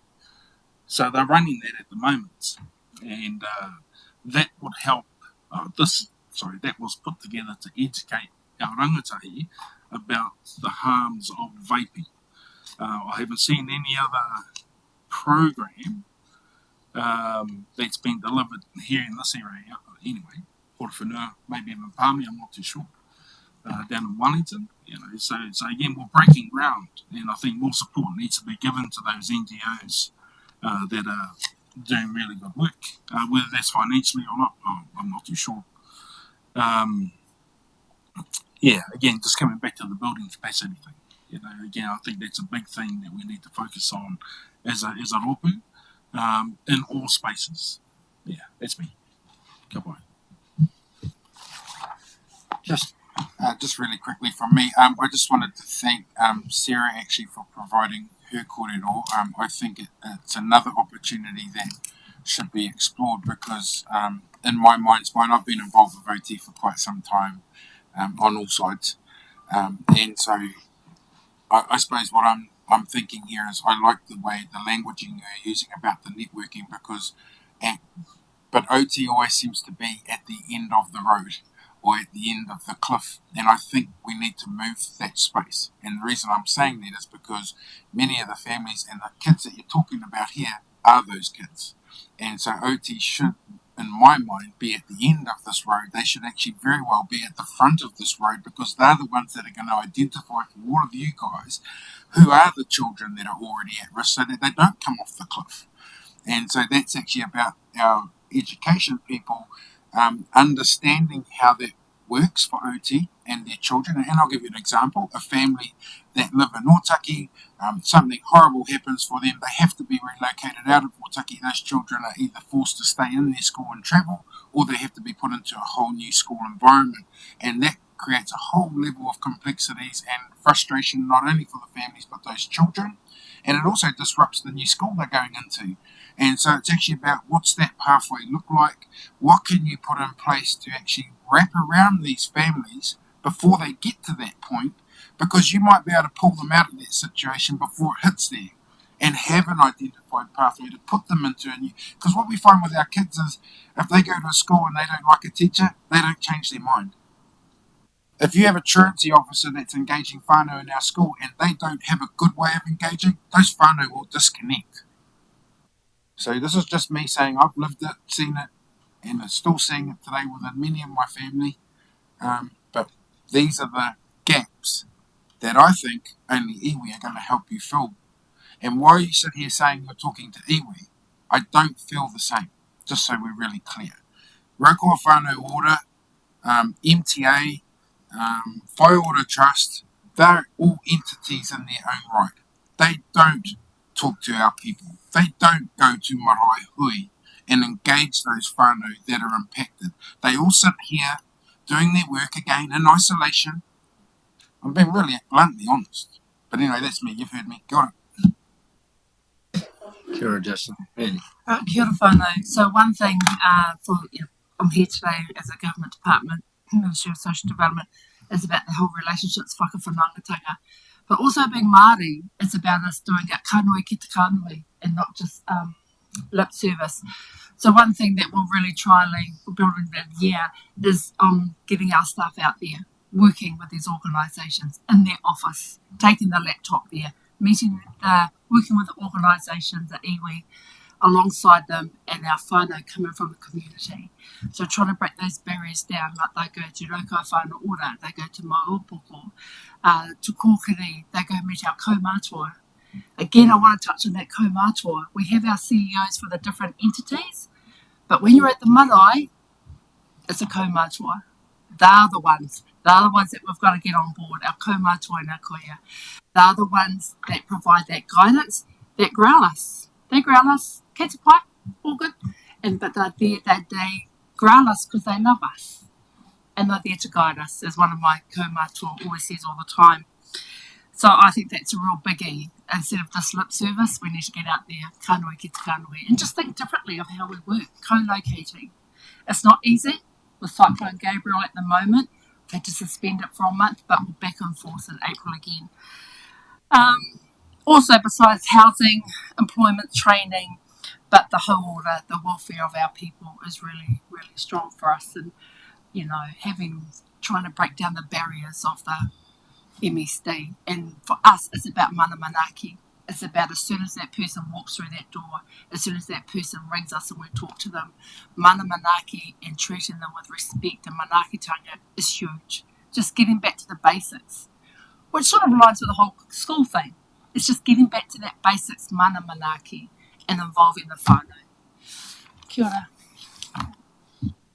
I'll probably just add to what Mandy's saying. I guess Mandy is a local representative, but I guess from my perspective, if I look wider and I think about community wellbeing, it's also about community resilience. And I think we all just need to be mindful of in that emergency management space, what does that look like for this community, for this little here around being resilient should something happen potentially in the future is probably just something I wanted to flag. But also following on from Mandy's point around employment and training, with the pending recession for that, coming, I guess for us, the impact of what is the impact on your community here with the impact of a recession. And so for us, we'll be likely having an influx of more people. And so how do we continue the work that we do with employers and industry around upskilling or retraining in different areas? So those impacts of recession is probably something for this committee to have a think about the longer term. But just probably touching on Mandy's point around making sure that we are a service for our community. And I just really want to make sure that that is known in each of the areas that I look after, and that we do want to work outside of the scope of what we do, and we want to be able to help and enable, especially iwi, hapu whānau, kaupapa Māori organisations, where the work is actually happening and how do we actually get in behind that rather than always being the lead of doing things. There's some great things happening, so we just want to make sure that our focus for the rohi here kind of continues on with that. So, kia ora. Thank you, and welcome to as well. Rebecca, I'll come to these two later. I'll let you go first. Thank you. Spoken on a mic in That's my life. Kia ora everyone. As I mentioned, I'm here in place of Renee Regal, who's the Manager of Community Engagement and Partnership. We cover right through to Taranaki and down to Levin. Renee's actually been the person dealing mainly in the Levin Foxton area, so I'm a little bit, I know some bits. As you may know, we've sent out some housing opportunity letters about opportunities we're looking at, some of our homes that were damaged from the Tornado. Yes, tornadoes. It's like a tornado. From the tornado, so we're looking at opportunities there. But we won't be just going in and building the houses. We will be coming to the community. We've been working, I know Renee's been working closely with Di and with council about opportunities. And it's about making sure that we are contributing to a thriving, sustainable community. We don't just want to pop houses in there and leave the houses. It's about helping people live well in their home. We've changed our program now of how our housing support managers work. It's not just going once a year and do a check to make the light, the doors and the windows, everything's okay. It's about helping provide wraparound services now for the whānau in the home if they're struggling, what we can do to help. We're not the experts, but we do have really, really good relationships with a lot of organisations that we can help connect people to get the help that they're needing in their homes. We are here, we want to be a part of basically, and we welcome any part that we can play in the community really. So but we will be coming to the community just to we have written and advised what we're proposing, but our next step will be coming to the community and here it's not about the houses, it's about the community. How can we help?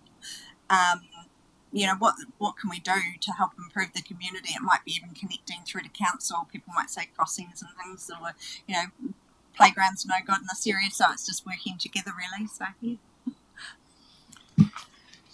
Kia ora, thank you. Can I just check that you, MSD and Housing in Kaingaroa, do communicate, and so you understand the housing needs that we have in our rohi in terms of emergency housing, that sort of thing. I assume there's some synergies there. Where do we go for that sort of data? I mean, is it you guys, darling? Yeah. Yeah, so we hold quite a lot of data, particularly in the public housing space, as well as emergency housing. So I've actually got one of my team down here today who's working with a number of the moteliers down here. So we have data that we can, provide. It is public information on the website though as well, isn't it? On the MSD website, you can actually go to it and there's a graph that shows you the whole country, right. Of how many bedrooms are needed, how many homes are needed for the public housing. So cool. Yeah. Thank you. Clip. Look, my view would be if I looked at the priorities that were set out in 2020, housing growth, health and wellbeing, community belonging and community safety, I think we need to sort of overlay that with council's plan on the page and what council priorities are. Maybe identify the areas that while they contribute to community wellbeing, they're actually the mahi's being picked up through another vehicle or other avenue, so we can focus a little bit more. I think the power is in the connections and the kororo and the opportunities to look where we can work together. So someone mentioned that just signed off the strategy for Horowhenua. It might have been you from a health perspective. So my first thought is it would be fantastic to read it, to understand it, because then we can start to understand where we can point in and support each other. And I think that's where the power of this comes from. And I think that Education Horowhenua really a really good example around the small things lead to small wins. So the fact that out of Education Horowhenua there was a discussion around attendance, and that led to principals becoming aware that MSD can provide funding for short-term employment opportunities to help with that issue. That then means that there are people in our community that suddenly are paid and have jobs and are contributing in a meaningful way. We've got that trickle-down piece, and that's only one small connection that we happen to make. So I think, in short, I'd like to, Bernie, think about streamlining and focusing. I think the people around the table are the right people around the table to be able to drive that, and if we can focus on what are our core priorities, and we heard today from education, and I think that that's probably a really good priority to be sitting within the community and wellness scope that's written here. So I'm mindful it's 12:01, so now. Kia ora. So when I got this paperwork and looking at what our wellbeing strategies are for 2020, I had lots of questions because it told me very little. I want to know detail. How do we achieve these things? Not just lovely words, Sarah put it. But yeah, a lot of the stuff we've covered this morning that I had questions about, building capacity, ensuring that we maintain those connections, because there's always gaps in our community that our people fall further and further down, and then we pretty much are starting from the beginning. So identify and filling those gaps, definitely working with NGOs, but also NGOs that have the resourcing to be able to do and provide the service that we, the community, need. Because like everyone, contracts only go so far and only do so much. So just making sure that we're aware of how can we help with that. For me, the reports and like the vaping that Neville brought up, and it's like we've got an education tool that's out there, and as a vapor, finding that we've got 2 new vape shops that I'm like, what the, they're popping up everywhere. So I'm like, that concerns me. So our part to play as council and what's happening in our community that's contributing to our young people taking up vaping. I know that's contradictory because I'm a vapor, but I still have concerns about young people doing that and that uptake. So yeah, definitely love the kupu that you use, Sarah, around the inspirational, rather than the negative strength-based kupu, more empowering for our people, and that's all of our people in the community. But otherwise, ngā mihi for my first hui here. Look forward to meeting more. Kia ora. Kia ora, everyone. Look, thank you for that, and I'm sure we've got some really good. As long as one last thing doesn't lead to 23 further last things. I just wanted to address what you had said around the iwi issue, and no disrespect on your mana at all around ensuring, and I think it's a well renowned thing for us around being iwi Māori and being mana whenua of our regions. We too have this issue that we face as well. So there's no disrespect to you and to your iwi and to your people. In fact, pay homage to them here. Looking forward to hearing all about it and to learning, and only you can educate us on what that looks like here for your people. So thank you for raising that, because we have only worked with, I know that across Hawara, that's been our known, okay? So we're willing to learn. Yeah, kei te pai. Thank you for raising it. That's all I wanted to say. Kia ora, thank you. Look, I just wanted to acknowledge everybody's input today. It's been really fascinating, and probably, I hope, will lay a good platform for the way we move forward. We will try to maintain a bit of communication, in between meetings, so that you're not arriving at a meeting just so, to report back to us. And around maybe setting a few priorities in terms of we need to put something in front of you in terms of what you think specifically they should be. And Sarah, you made a very good comment around locally led, regionally supported actions. I think is a great way forward for us in terms of understanding. Local government often talks about the decisions that are made locally need to be as close to the people that we are impacting as possible. So we're the ones that need to be driving some of those decisions, and with the support of all of you in terms of doing that. So thank you for that today. It's been really enlightening, and hopefully, I know there's been some challenges laid, and we will deal with those best we can. But I appreciate your time. We're only going to be quarterly, so which I hope means that you will be able to spend the time to come to those rather than, what it previously used to be, and we would get, some 50% apologies. So really encourage you to be able to sort of try and put those dates in your diaries, which we will get out as soon as we can. Thank you, Michelle. Thank you, Brent, for your part. Sorry we didn't get to talk to you, Michelle. But thank you for your support in terms of what we've been able to do as well. And could we finish just by, again, looking at our laminated sheets on the back? We have our ending prayer there. If Nina, you wouldn't mind leading us again, please.